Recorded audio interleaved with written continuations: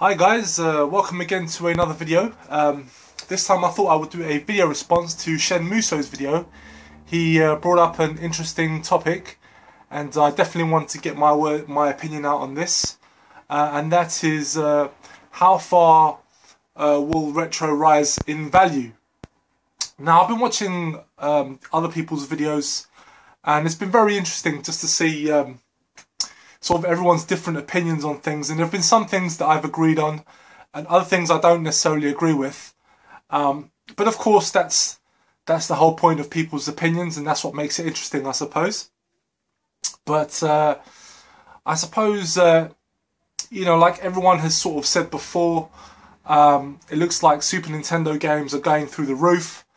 You know, and will there be a ceiling to it? I don't know. I definitely think that for some games there will be a cut-off point. But with the more popular titles, I'm willing to bet they'll rise further. But saying that though, there are a few possibilities that might hinder that in the future. And I'm going to use Nintendo as an example. Simply because they have the virtual console. Now, unlike us old folks, you know, I do believe that these newer generations that want to sort of delve into retro games, I don't think they will necessarily feel the urge to go back and buy physical copies of these retro games. If Nintendo really expands the virtual console in the future, you know, and the same goes for other companies, but you know, for the sake of keeping this topic focused, I'm going to stick with Nintendo. If I'm not talking about right now, I'm not talking about the Wii U, I'm talking about possibly a console, you know, 10-15 years ahead of time. You know, because it'll be interesting to see where the price of these old Super Nintendo games will go in the future.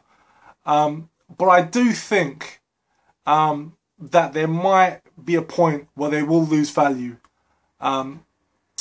especially as the generations go on, because, you know, a lot of us that grew up on these older systems, you know, we buy them simply because of the nostalgia, the need to play them on the original hardware. And I know there are people that are getting into retro that weren't around back then or were far too young to take advantage of those systems, and they're now getting into it and are now picking up for it.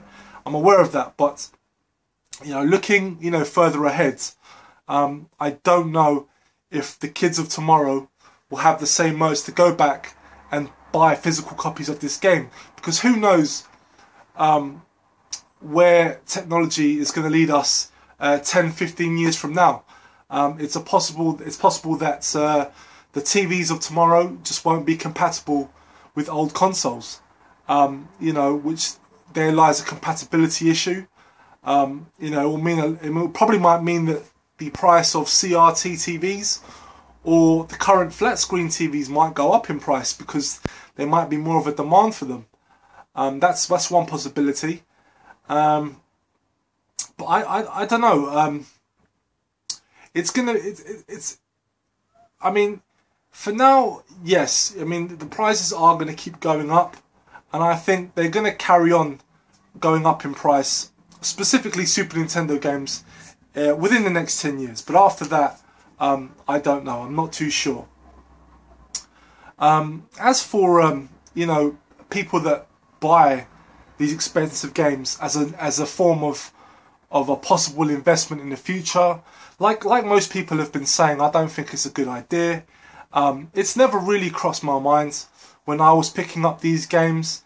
I mean, probably, if I was to be perfectly honest, the only game that I really thought about like that was when I bought Mega Man: The Wily Wars for the Mega Drive. Not necessarily in the sense that, you know, oh, I can make a lot of money off it in the future, but I know it did cross my mind, seeing as it was a very expensive game. I knew that should I decide not to keep it anymore, I could at the very least get my money back on it. at the moment, but who knows 10 years from now. But yeah, that's, I mean, it really depends. But again, like a lot of people have been saying, I know that Mr. Netbreaker88 was talking about you know, like people will you know, are going to pay what, you know, whatever the market demands. If there's a high demand for it, people are going to pay it regardless. So there's no point in getting upset at these high prices. And I know some people shared similar opinions as well. And also Interghost, he brought up a good point, which I've actually thought about this before, and it was the fact that even, you know, amongst us, the YouTube community, you know, every time we highlight a game, you know, we're putting a spotlight on these games, and that in turn affects the prices of games. I remember when a good example of this was when Ashley Escort made his video about was it Lakers versus Celtics?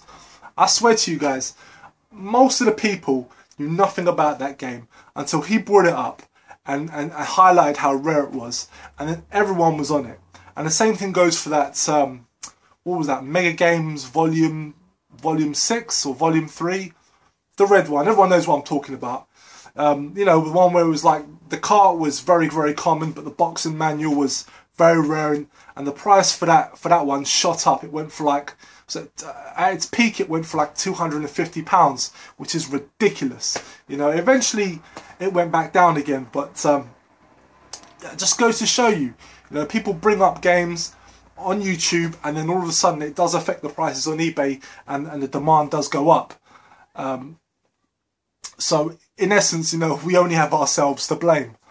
But that doesn't really excuse some people on that bid on eBay.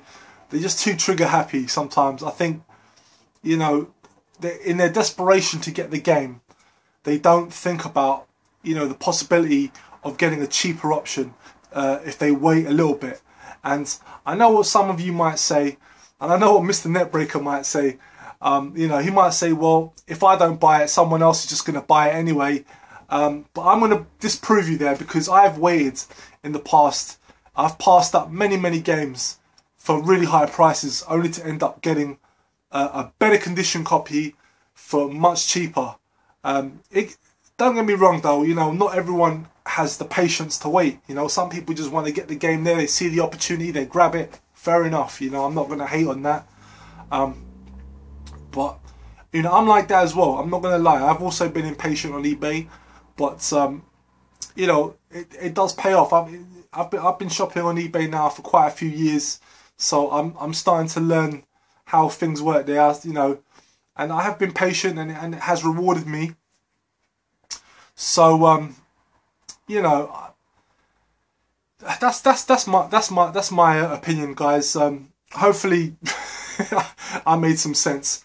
But I mean, it's sort of hard to follow up, because I know this video, I'm coming in quite late in the day. A lot of people have already reiterated what I'm saying, but you know, yeah, I agree with a lot of people's opinions. And just to sort of sum it up, do I believe that there will be a ceiling with games? Yes and no.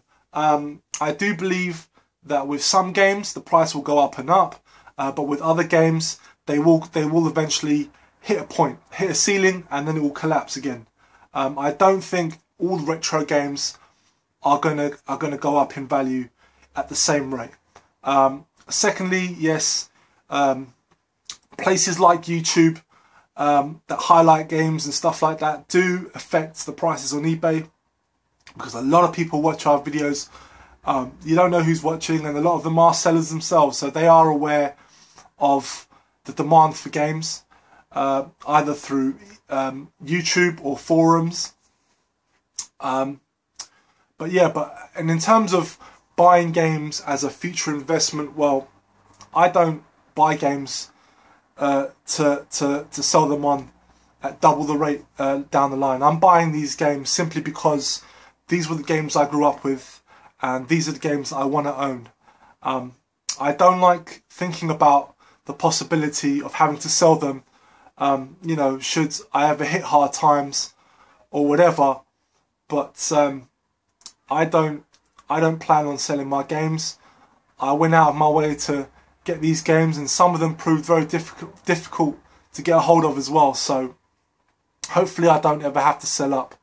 For me, it's always been about the 16-bit. I love the Super Nintendo and I love the Mega Drive. Those are the systems that mean a lot to me. You know, I also grew up with the NES and I love that console as well, but I've never felt compelled to pick it up. I don't know why, but it doesn't resonate with me at the same level that the 16-bit consoles do. So that's where, in terms of retro, my primary focus is. And also going back to the point of, you know, if Nintendo decides with their later consoles to really expand the virtual console and have, you know, let's just say the entire library of the Super Nintendo, possibly not, because obviously a lot of these licensed games are difficult to get re-released on virtual console because these licenses have expired. So it's possible that these licensed games might go up in price as opposed to the first party Mario games or Zelda games. You know, these are all owned by Nintendo. They can regurgitate all those games as much as they want, but with these licensed games, it's possible they won't be able to do so. So maybe there's a possibility that licensed retro games might go up in price.